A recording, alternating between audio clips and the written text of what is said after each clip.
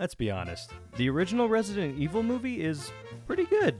With Netflix's release of their brand new take on the blockbuster zombie franchise, we decided to take a look back at the movie that brought the games to life. Let's see if it stands the test of time. Some dingleberry throws a vial of virus onto the ground in the lab and causes this whole catastrophe. The computer system in charge of keeping the facility secure decides that everyone exposed to the virus needs to be terminated. What a brutal way to go out. You're just chilling at work or getting ready to go home, and all of a sudden some psycho computer system decides to suffocate you to death or just straight up drop your elevator. Pretty messed up if you ask me. I just realized something. Wasn't this facility completely underground? Why were the elevators going down when people were leaving and not up? Our main character Alice wakes up naked on the bathroom floor. Oh man, these were the scenes we watched entire movies for back in the day. She doesn't remember anything and gets taken into custody by a secret special operation team. Alice is taken to the Hive, the underground laboratory of Umbrella Corporation, and informed by the special operations team of her entire past. We don't have time in this movie to really go into it all, so it's better that we just get a quick rundown from another character so we can hop right back into the story. Now that we're all caught up, we know that Alice was a security agent holed up in a mansion with a fake marriage to another Umbrella Corp employee named Spence, and that they were both sprayed with memory loss gas from that psychotic computer system that went on a murder spree earlier. I'm kind of glad they just dumped it on us like that and didn't slowly reveal it to us throughout the movie for the next hour and a half. The team does a scan of the premise to see what they can find out about the leak that occurred and why the computer system decided to murk everyone. God, Mia Jovovich is so freaking hot. Anyways, the team keeps exploring the facility, and we start to discover that something is very, very wrong. Like what? A zombie apocalypse? Well, yeah.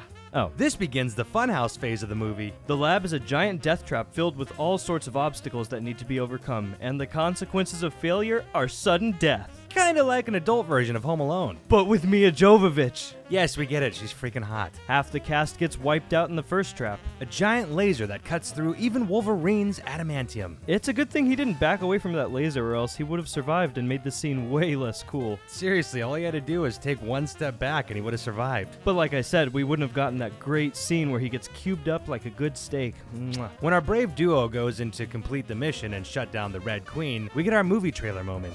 You're all going to die down here.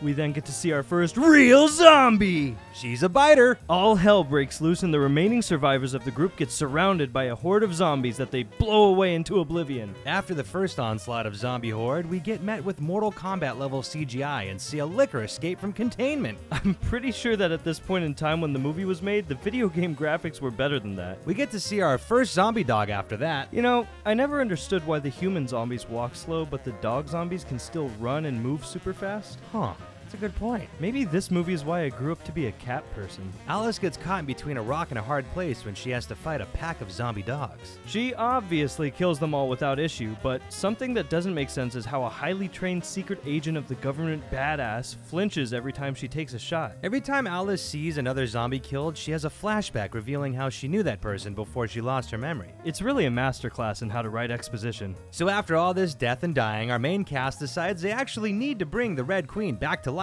to get some help escaping. We get another exposition dump so as not to distract from all the sick zombie action that comes next. Kaplan gets left behind after falling into the horde of zombies beneath the pipes he was climbing on. Thankfully, it doesn't look like he gets bit. They just kind of grope him and push him around. I remember my first mosh pit. Spence ends up regaining his memory and turns on the rest of the cast, threatening them in order to gain safe passage out of the facility. I honestly didn't see that coming, but it kind of works. We get another trailer moment when the Red Queen decides to pipe up out of nowhere. I've been a bad, bad girl.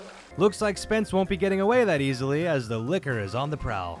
He looks a bit like Carnage. We get an intense scene where the group is forced to make a big decision. Kill their infected member and receive the code to open the locked door, or keep their friend alive and let everyone die. Or Kaplan can just conveniently show up and open the door from the other side and save the day. Okay, I guess we'll go with that. The group gets out and hops on the train back to the mansion where hopefully they can escape this horrific zombie funhouse. But the fun isn't over just yet. The licker shows up for one last final battle and attacks the train, taking out Kaplan in the process. Just when things couldn't get any shittier, Rain finally dies and becomes a zombie, leaving the last two cast members alive. They defeat the Licker and send it on its way in a blaze of glory. Alice and Matt make it back to the mansion, where they're met with hazmat quarantine personnel. They are both taken away against their will, and we hear a voiceover of some idiot saying he's going to open the hive back up to figure out what went on down there. Like, he couldn't just ask Alice and Matt what they found out? Well, if he did, there wouldn't be any more movies in the franchise. True.